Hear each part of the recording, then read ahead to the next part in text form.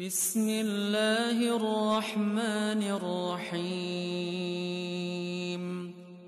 لنكونن من الخاسرين ربنا آتنا في الدنيا حسنة وفي الآخرة حسنة وقنا عذاب النار سبحان ربك رب العزة عما يصفون وسلام على المرسلين والحمد لله رب العالمين.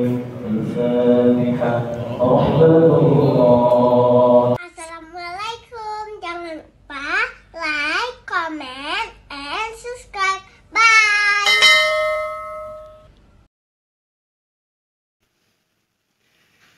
Bismillahirrahmanirrahim.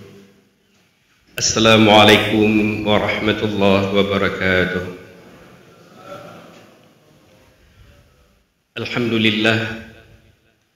Alhamdulillahilladzi anzala ala 'abdihi al-kitaba wa lam yaj'al lahu 'iwaja. Alhamdulillahilladzi khalaqal mauta wal hayata liyabluwakum ayyukum ahsanu 'amala wa huwal 'azizul ghafur. Asyhadu an la ilaha illallah wa asyhadu anna Muhammadan 'abduhu wa rasuluh. Allahumma salli wa sallim wa barik ala sayyidina Muhammad wa ala ali sayyidina Muhammad kama sallaita ala sayyidina Ibrahim wa ala ali sayyidina Ibrahim fil alamin innaka Hamidum Majid.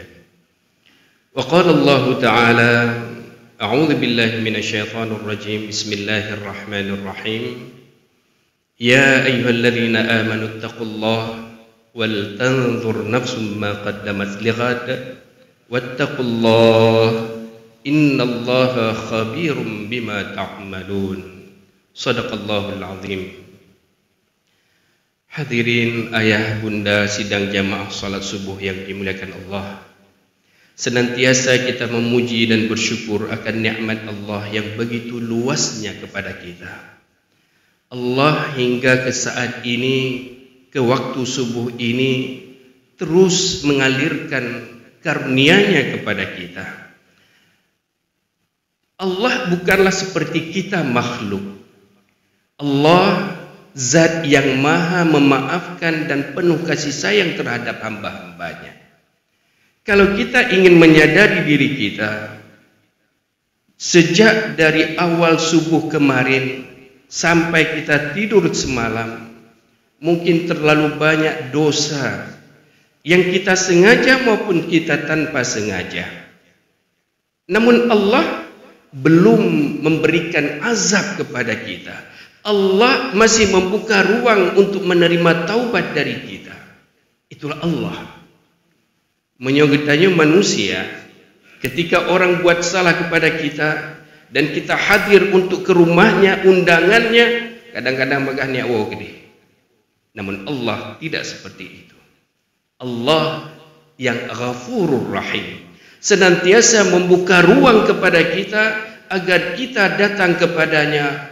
Allah, ya Rabb, ampunilah dosa-dosa kami.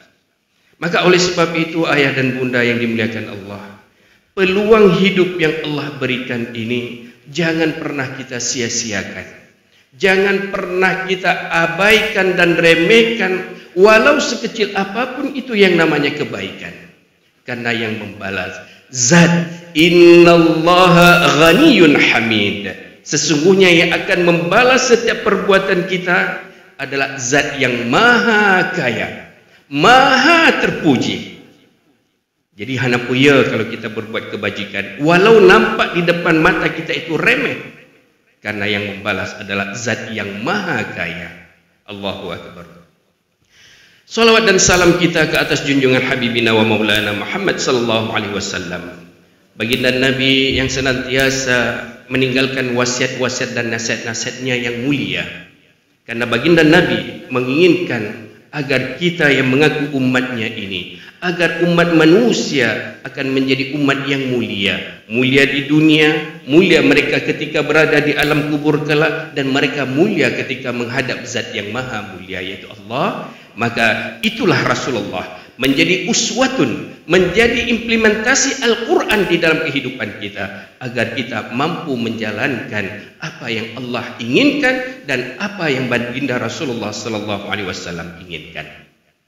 Penghormatan dan kemuliaan kami kepada pengurus DKMA Banda Aceh ini, yaitu Gure Gamo, Gure Gitunya Bamandum, Ustaz Haji Dr. Nusa'dan, juga hadir bersama kita ayahanda kami dari kakak kemenang. Saya dulu waktu di Lun Manteng KUA Lambaru Ingin Jaya, jadi ayahanda kita Dr. Ustaz Salman juga bersama dengan kita, namun beliau sekarang sudah hijrah ke Banda Aceh, namun masih di bawah payung yang sama.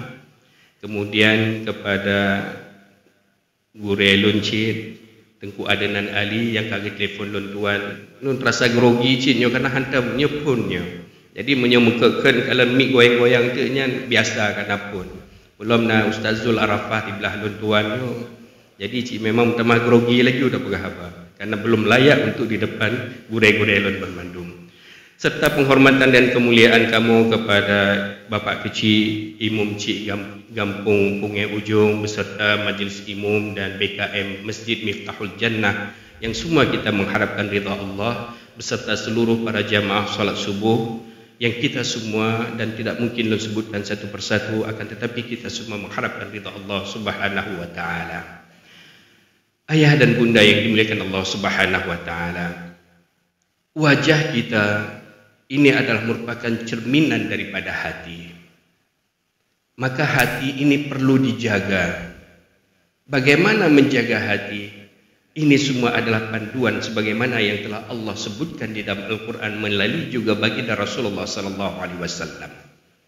Dalam sebuah hadis, walaupun hadis ini dianggap lemah, hadis ini daripada Abi Umamah dan juga diriwayatkan oleh hadis Tabrani, Nabi mengajarkan kepada kita salah satu doa agar mendapatkan ketenangan jiwa kita, agar hati ini menjadi tenang, karena ketenangan ini merupakan bahagian daripada kebahagiaan dunia kita. Apa yang diajarkan Rasulullah? Allahumma inni as'aluka nafsan bika mutma'innah tu'minu biliqa'ik wa yardha biqadha'ik wa taqna'u bi'afa'ik atau kama qala.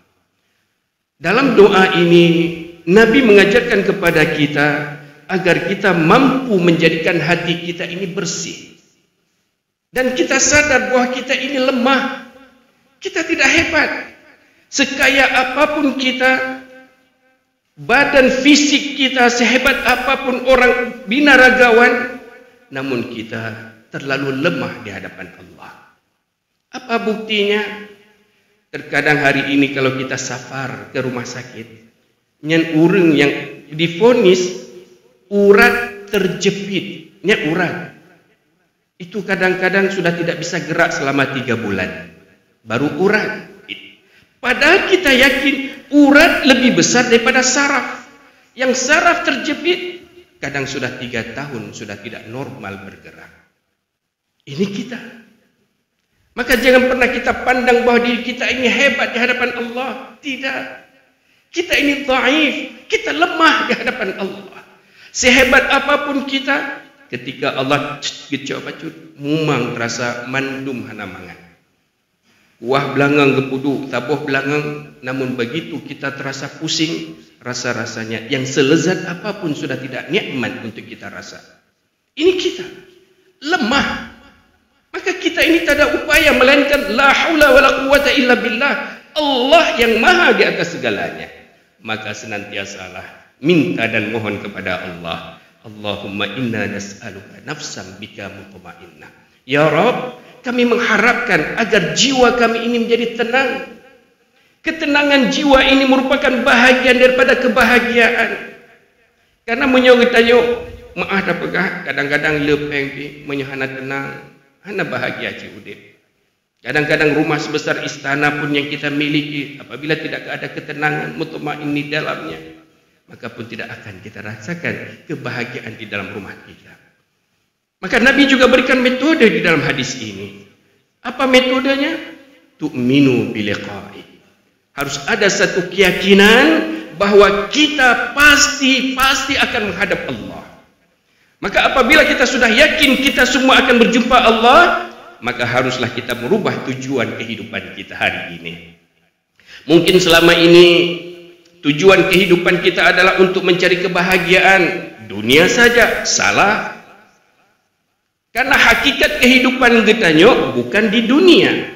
Hidup bukan hidup di dunia. Akan tetapi kehidupan sesungguhnya adalah kehidupan setelah alam dunia. Kita harus yakin kita hidup bukan untuk dunia kita. Sebab kenapa? Ketika kita diberikan umur oleh Allah hanya sekedar 60-70 tahun, bahkan katakan 100 tahun, setelah itu inna lillahi wa inna ilaihi raji'un. Semua kita sebagai imam kita bacakan tadi, kullu nafsin dha'iqatul maut, setiap yang bernyawa itu pasti mati. Maka kita nyebut naya ke mati. Kita semua pasti akan pulang. Kita akan kembali. Bahkan sebagaimana Ali bin Abi Thalib beritahukan kepada kita, Sayati zaman akan datang suatu zaman nanti semakin dekatnya kita dengan yaumil qiyamah, maka semakin ramailah orang mati mendadak. Na'udzubillah, kita berharap agar kita sudah mempersiapkan diri kita. Hari ini, baru beberapa hari yang lalu, bahkan semalam, baru ngopi bersama. Namun siangnya, kita meninggal kayaknya, tidak percaya kita. Mati mendadak. Ini tanda. Maka oleh sebab itu peluang yang Allah berikan kepada kita jangan pernah kita sia-siakan. Maka rubahlah tujuan hidup kita. Karena hakikat kehidupan kita adalah kehidupan bukan di alam dunia ini. Segala apapun yang ada di atas muka bumi ini pasti akan kita tinggalkan. Dunia bukan tempat tinggal kita, namun dunia adalah tempat yang sudah pasti akan kita tinggalkan.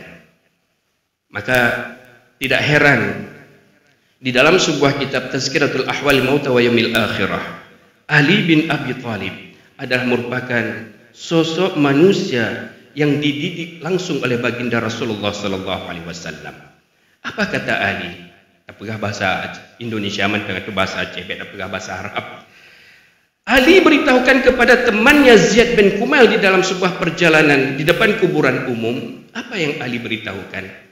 Wahai Ziyad, sekiranya Allah ingin beritahukan dan memberi izin kepada penduduk kubur ini menjawab, pasti mereka nantinya akan menjawab, fatazawwadu fa inna khairaz zadi taqwa. Berbekallah kalian yang ada di atas bumi, di atas tanah, karena takwa kepada Allah itulah bekal yang mengharapkan oleh semua orang yang sudah mati. Apa kata Ali? Wahai penduduk yang berada di alam yang gelap, maukah kalian kuberitahukan apa yang sedang terjadi di atas bumi hari ini? Di atas sini, apa yang terjadi hari ini? Apa kata Ali? Sambil beliau menangis. Dan dia berkata, hari ini anak-anakmu telah menjadi yatim. Hanya menyuragam yang mati. Karena kisah ini untuk orang laki-laki. Hari ini anak-anakmu telah menjadi yatim. Istri-istrimu, dalam ungkapan ini istrinya kadang-kadang orang Arab, kayaknya maaf kan, orangnya kadang-kadang berumur lebih dari fitro. Istri-istrimu hari ini telah dinikahi orang lain dan hartamu telah dibagi-bagi sepeninggalmu. Ungkapan Ali bin Abi Thalib ini, inilah diri kita hari ini. Yang getahnya uronyo ayah. Hari ini kita punya harta. Hari ini kita punya anak. Hari ini kita punya keluarga, punya istri, punya suami. Namun begitu kita mati, inna lillahi wa inna ilaihi raji'un, anak kita mereka akan menjadi yatim. Istri kita okeylah menyeka urangnya ka tuha ka uzur. Tapi kalau masih muda, kan kita pergi tanpa wasiat drone kata tinggal mati lo mek nikah. Begitu juga dengan suami istri. Istri berkata, "Nyo drone kandam, nyo tinggal lo mati mek menikah." Bahkan kadang-kadang di dunia jinom di KUA le dak kalacit. Nyo maaf kata bukan rasa ya. Kadang-kadang urinang mentang udip kagak nikah lain tidak salah. Ada. Itu kita tidak mungkin melarang istri atau suami kita untuk tidak menikah ketika kita mati. Tidak mampu kita. dan harta, okelah kalau yang kita wariskan kepada keturunan kita yang beragama. Namun yang kalau tidak, na'udzubillah, mungkin dengan harta itu kita pun akan diazab Allah. Tu'minu biliqa'i. Maka apabila kita sudah yakin bahwa pasti kita akan berjumpa dengan Allah, maka kita lihat sebagaimana Allah menegaskan kepada kita di dalam suratul Qasas ayat yang ke-77. Allah beritahukan kepada kita, wabtaghi fima ataakallahu daral akhirah wala tansa nasibaka minad dunya wa ahsin kama ahsanallahu ilaik wala tabghil fasada fil ard innallaha la yuhibbul mufsidin. Allah seolah-olah Allah ingin beritahukan kepada kita, minta akhirat, cari akhirat. Apapun fasilitas dunia ini, cari untuk akhiratmu, pahala akhiratmu. Dengan apa ya Rabb? Ma'atakallah. Dengan apa segala pun yang Allah berikan, titipkan, amanahkan kepada kita. Istri, suami, jadikan mereka peluang akhirat. Anak-anak yang kita punyai, jadikan mereka peluang untuk akhirat. Harta yang kita miliki, semua itu jadikan sebagai peluang untuk akhirat. Bahkan seluruh tubuh kita dari ujung rambut sampai ke ujung kaki kita, jadikan ia sebagai media untuk mendapatkan kebahagiaan akhirat kita. Baru kita akan tergolong ke dalam orang yang beruntung.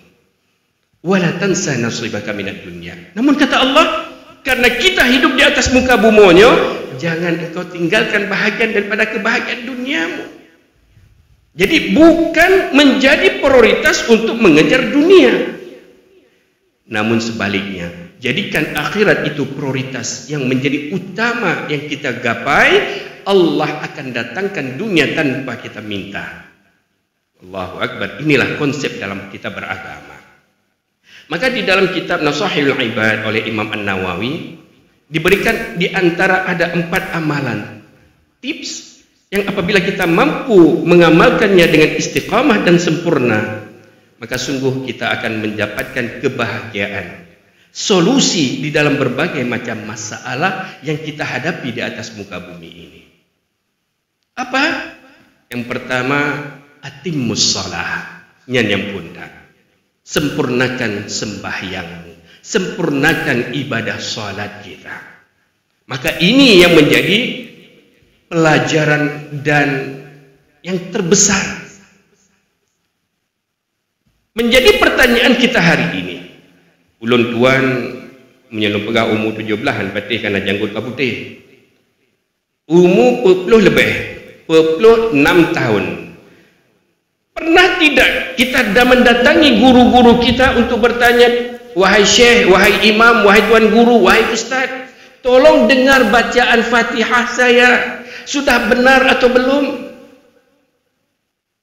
Tuan guru tolong perhatikan, lihat apakah wuduk saya sudah benar atau belum?